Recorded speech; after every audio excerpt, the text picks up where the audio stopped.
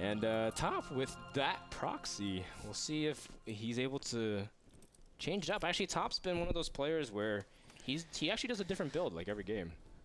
That's the kind of player he is in terms of preparation. I know back when he prepared for like GSL finals, he would open up differently. And a lot of people kind of say he's like this one-dimensional macro player, but ToP, he's not the best at micro, but he still can micro, like good enough to really take advantage of Terran's ability to maximize their units. So yeah. I wouldn't put it so far as like ToP to go like CC first this game or something like that. And honestly, that's how you know you've made a good game by Blizzard. Like, you can clearly see that one of these players has a big like micro advantage over the other. I mean, that beginning stage definitely showed a lot to me. ToP definitely not known for his micro, and he's still able to be so successful in StarCraft II against the whole StarCraft II. Yeah. Oh, oh my God. Yeah, StarCraft II. Thank you. Well, did ToP play Brood War? I don't think he did. I'm not sure.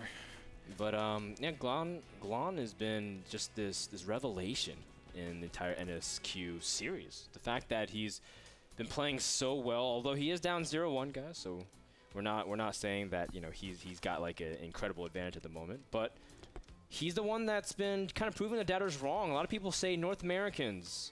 In fact, I was reading a post on Reddit today, people saying North America still are bad compared to Europe and compared to Korea. Minigun actually said something about that too. And Glon's one of these guys proving them wrong, saying, you know what? I've taken out 3 Koreans. I've gone up against Inca and destroyed him and got to the finals. Almost claimed the spot in NASL Season 4. I mean, how cool it would have been to see like the 17-year-old kid. I think he's 17, right? Yeah, he was 15 when StarCraft II first came out.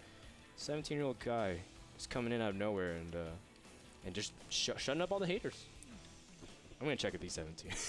I don't want to lie about his age. I'm not supposed to be ageist, Andre, on stream, and I'm going to get his age right. Please don't. It's really wrong. You know that? It's wrong. He is 17. He was born April 28th, 1995. Some of us old bucks don't appreciate that, Frodan. Old buck. You are a lot older than me, Andre, to be fair. How old are you? 25. Oh, I just turned 22. You're turning 26. Oh my gosh. Wait, am I? Maybe I'm 24 turning 25?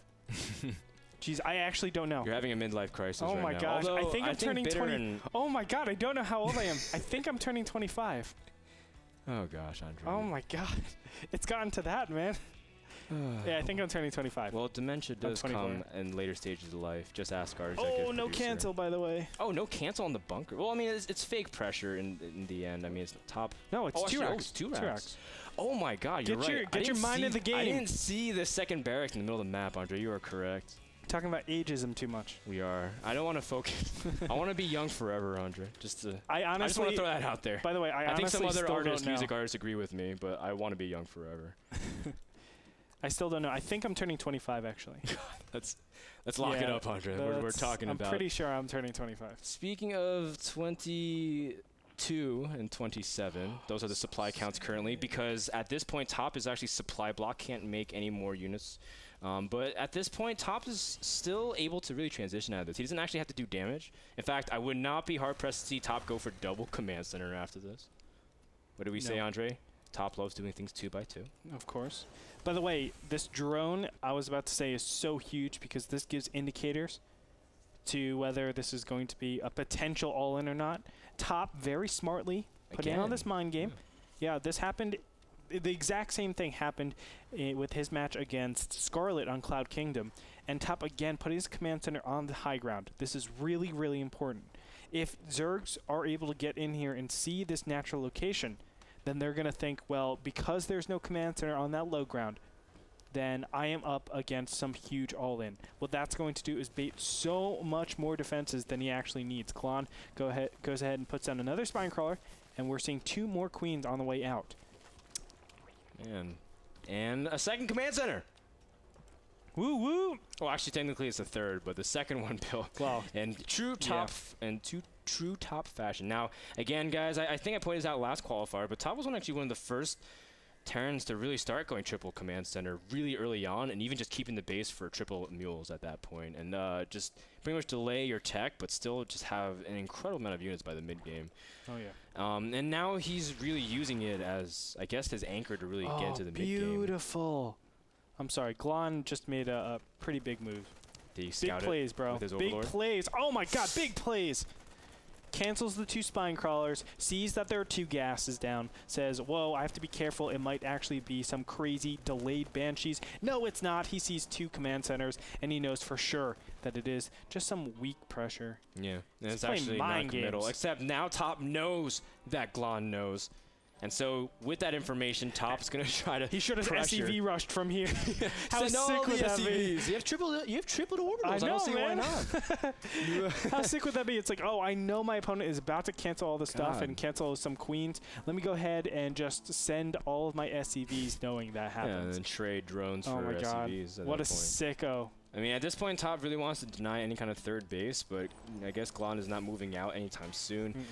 There's 17 Marines compared to 14 Zerglings, so there's no opportunity for Glon to really move out unless he wants to use the 8 of Queens and Spine Crawlers. That's why spreading creep is so valuable at this point in time. Double Engineering Bay from ToP, as well as 2 more gases, but that shouldn't surprise you guys. He likes doing everything. Of course.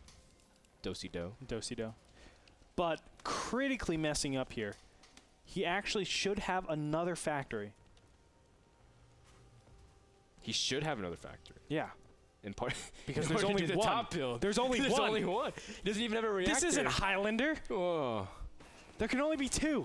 He's actually going for really quick siege tanks. Yeah. Andre. This is interesting. Now, this is pretty standard. Okay, so the main thing is I've done this 2 racks pressure. I've been able to cut you off of a complete base. I guess he's afraid of an all-in. Yeah, what is in your range, Glon? What can you actually do? Well, I know if you're doing 2 base, it's going to be heavy tech, whether it be Mutas or Infestors, or it could be some sort of all-in. Let me prepare for all of them by actually going my factory tech. And this seems weird. A lot of people are like, oh, why would you do that? Because this doesn't really help against Mutas, but actually, of course, the accessibility of Thors, it's there, so you can actually defend against everything very efficiently. This is a very defensive way to play this out, rather than being, you know, like Marines all over the map. You know you have an economic advantage. Let's just exert that.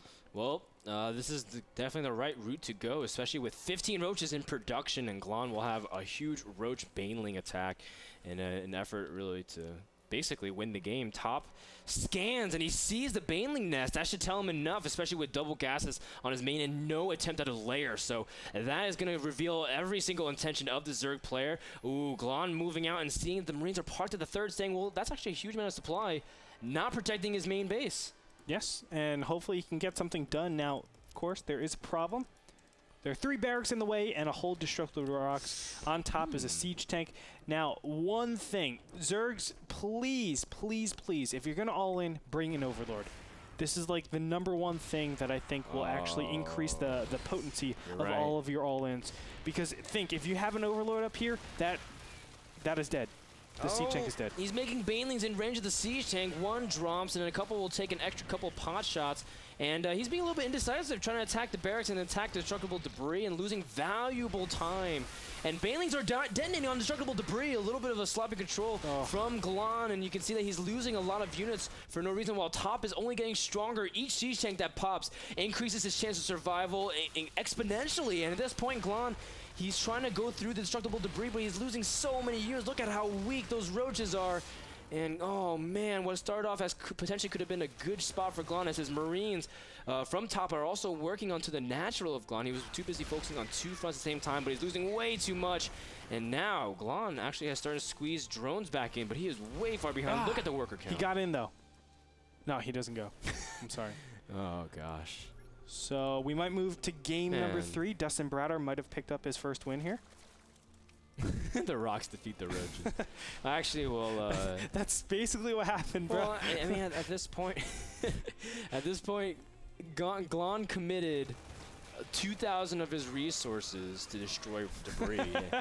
How sick is that? See, that's what I'm telling you. It's like Dustin Bratter is so efficient, man. That costed ToP nothing. He's fighting 1v2. I would like Dustin Bratter on my team. Just like start dropping rocks in the middle of 2v2 games. How sick would that be? Gosh. You can call down destructible rocks. That would be such a sick game.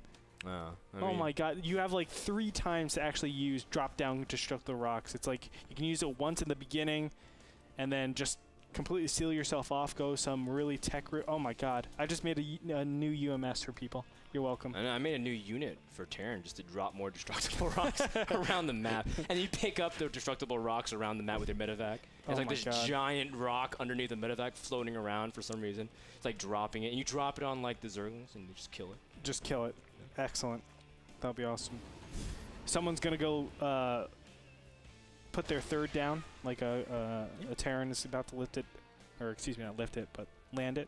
Just drop the rocks right there. Block it off. Like, no, you have 2,000 more HP to actually kill, and 3 armored rocks. Actually, make it 4 armored rocks. You can upgrade the rocks. If you get building armor on oh rocks, my God, 5 armor. Zerglings do less than 1 damage to it. Stop it! Gosh. You're making me so excited. Talk about dropping. Also, ToP's dropping the main into Zerg's base, and now starting to really work and just continue to harass Glon, because Glon obviously wants to start droning at this point. But making him uncomfortable and constantly pushing him to say, well, you can't actually get too comfortable because I'm going to continue poke in. But at the same time, ToP also scouted everything. Double Evo Chamber layer is done, so he pretty much suspects that Glon will go for some layer tech, whether it be Mutas or Infestors. Yep. 4th base is under attack here. It most likely will be canceled. A couple of Zerglings are going to get over here barely in time, but no, cancel goes down. And he just picks up that 1 medevac. 2-2 is inevitable. You can see that he's moving out just about a minute before it finishes, and most likely he will just camp out at this Xel'Naga tower, and he's just going to go ahead, position himself, and then once that 2-2 hits, that's when he wants any of the engagements to start. He doesn't it doesn't matter. He just wants a position from here, knowing that his drops are doing so much work and allowing him to get this position. The scan drops here for Glon, and I guess at this point, ToP's just going to siege up and also elevator up onto the main. Now, those fungals do land on a couple of these Marines, but the main backbone to this army is the tanks. Does Glon have anything to confront it? And even if he does he have a good surface area to really confront the Terran army? And ToP is maxed. Oh my goodness. GG. Wow. And Glon's NSQ run stops here, Andre. Yep, that's what happens when Dustin Browder gets into the game. Smash his face. Imagine if like Dustin Browder adds a new ability to like call down destructible debris. That's what I've been saying, man. And you start dropping. God. Like instead of 50 minerals, instead of dropping a million. That's what I was saying, man. Yeah. That's it will be so imba. And they have 5 building armor. 5. It'd be like the sickest way to like deny Zerg expansion. It's like, well, good luck ever expanding. Anyway, great mind games coming out from ToP. He did the same thing that he did to Scarlet, but Scarlet was able to take over her opponent, and Glon wasn't. Yep. That failed all in, obviously, just affected him so much. Lost he was so way far too much, man. Yeah. It was actually still had a pretty big window because all the Marines were there. He had 1 tank and 1 bunker like left there. And the second tank came out, started getting a little messy, and then after that, a couple Baneleys detonated onto the destructible debris. I think because of the splash of the tanks forced the AI to mess up a little bit. But think, if you bring in Overlord, that would have been so good. Anything could have happened, but I guess Glon will have 2 more tries. And he got far last time, and he got reasonably far. Round of 64 is no easy feat, but that wraps it up for the round of 64. We'll have our round of 32 matches. We have our next match, Destiny versus Miso. Oh, yeah. It's going to be a ZVT once again. And if you're a Destiny fan, definitely tell your friends because it's going to be very exciting. We'll see how much practicing has paid off for our root player. Yep. We'll be back, ladies and gentlemen. Don't go anywhere.